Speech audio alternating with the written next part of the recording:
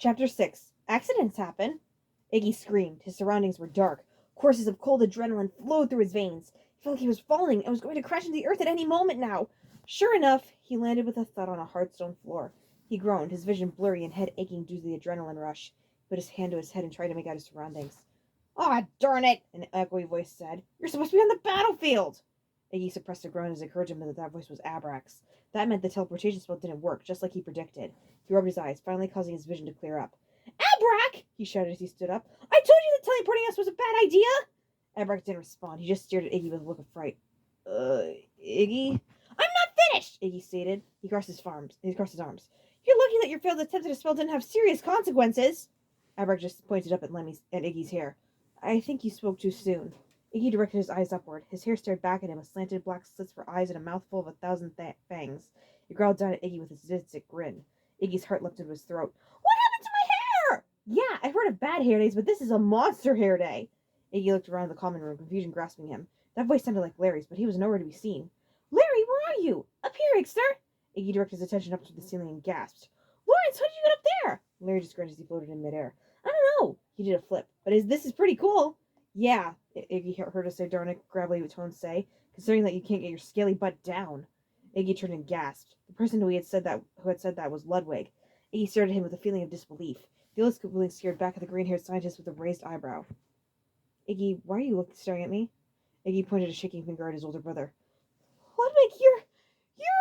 Ludwig looked confused. "What? I'm what?" He raised his hand to rub his forehead, and when he saw it, he screamed, "Ah! I'm pink!" And he was. Ludwig was pink from head to toe. Even his blue cloak had turned a shade of magenta. Ludwig started to examine his body in panic. Just another voice spoke up. "Hey, what you got against pink?" That voice was Roy's. Iggy stepped forward in confusion, and Ludwig turned around. They both gasped when they saw their shades-wearing brother. Roy just gave them both a confused look. "What?" he asked. "Do I got something on my face?" Iggy shook his head, his mouth hanging open. "Roy, you're a snake!" "I'm a what?" Roy asked as he looked back down. When he did, like over before him, he let out a scream. "Ah! Where are my arms and legs?" Iggy stared at the sight. The majority of Roy's body was purple, just like a shell. He also had magenta-colored, diamond-shaped markings running down his back, as well as a yellow underbelly. His eyes were covered by miniature versions of his typical sunglasses. Larry snickered from up above. "Nice look, Roy. I think it fits you." "Does not!" Roy shouted. He turned toward Wendy at his side. "What do you think, Wen? Do you think I look better as a Koopa?" Wendy, despite the fact that she looked normal physically, barked and proceeded to scratch behind her ear with her foot. Iggy was so surprised that he didn't know whether to be worried or laugh. Apparently Roy didn't either. "Wendy!" Roy exclaimed. "I asked you a serious question. I expect a serious answer." Wendy panted with her tongue hanging out. She stared at Roy for a few seconds before licking him in the face. Roy grimaced, his slobber dripping on the sides of his head. "Ew!" he said. "Now that was just uncalled for." "Woof woof!" Wendy said in response. Iggy, growing more confused by the second, turned toward Morton. "Morty, are you feeling..." "Whoa." Iggy stared at Morton. The dark-skinned Koopaling now looked like a see-through hologram. He was examining himself with a frightened look on his face. Iggy approached him cautiously. "Morton, are you okay?" "No!" Morton shouted. He tried to put his hand on Iggy's shoulder, but it phased right through. The look of panic on his face increased. "I can't interact with anything except the floor!" Larry smirked up above. "I guess that means they'll take up less space on the airships now." Iggy shook his head, doing his best to ignore the growling of his hair. He turned toward Lemmy, who was laughing on the couch. "Well, at least you're normal, Lem." "Ah! A spout!" Iggy stared at Lemmy. The little Scooby put his hand into his throat in confusion.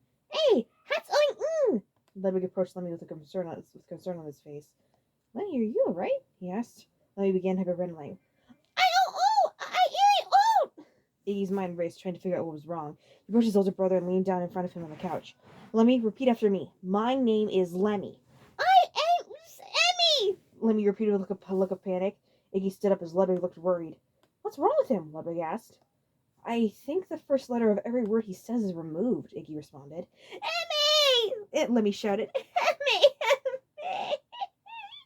Lemmy began to cry, unable to get his tongue to cooperate with him. Iggy turned toward Abrac with a glare. "Well, I hope you're happy, Abrac," he said. "Yeah," Ludwig said as he stared at his hand. "Thanks to you, we've all been turned into circus freaks." "Bark, bark!" Wendy said. Abrac laughed. "Well, to be fair, you guys kind of already were circus freaks." Iggy glared at him, causing him to hold up his hands in fright. "Well, okay, no need to get all angry with me." He lifted his wand. "I'll just cast a removal spell. Disappearance." Before Abrac could say any more, Wendy rushed forward, snatched the wand out of his hands, and held it in her mouth. "Hey, give it back!" "Grrr," Wendy said. She ran out of the room on all fours. "She thinks the wand is a stick," Iggy said. Lemmy jumped off the ground and pointed toward the door. "Grrr!" We can do whatever that is later, Lemmy, said Roy. Right now we should probably go after Wendy.